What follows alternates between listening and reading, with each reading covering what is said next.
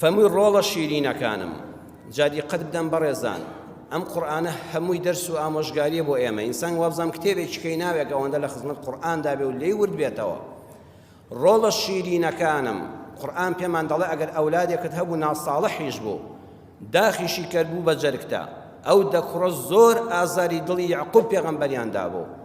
چاوەکانی نابینا بوو بوون چونکە جگەرگۆشەکەیان بە ناحەق لێ دوورخستەوە ئەیزانی یوسف بە پیلانی ئەوان لەبەین براوە و دوور خراوەتەوە و کارێکی بەسەر هێنراوە بەڵام هێشتا پێیان دەڵێ یا بونەیە ڕۆڵە شیرینەکانم کوڕە خۆشەویستەکانم ئەگەر ئەولادەکەت خراپیش بوو دەری مەکە لە ماڵ چونکە بەڵایەکی گەورەتر دەبێت هێشتا هەر دەستی میهرەبانی باوکانەی بەسەرا بێنە هێشتا پێویستی بە ئامۆژگاری تۆ هەیە دووەمیان ئەگەر کوڕەکەت خاوەنی ژن و منداڵ بوو ئەو دەکوڕە خاوەنی ژن و منداڵ بوون پێگەیشتوو بوون گەورە بوون تۆی باوک هێشتا دەبێ خەمخۆر بی نابێ بڵێ تازە حەقم نییە بە سەریانەوە کوڕە کەیفی خۆیانە لێرەدا ئەزموونی پێغەمبەرایەتی یعقوب و ئەزموونی تەمەنداری و ڕیشسپێتی و سەرسپێتی دەگوازێتەوە بۆ کوڕەکانی ئەبێ هەمیشە ئاگال لە ئەولادەکانت بێ با خاوەنی ژن و منداڵیش بن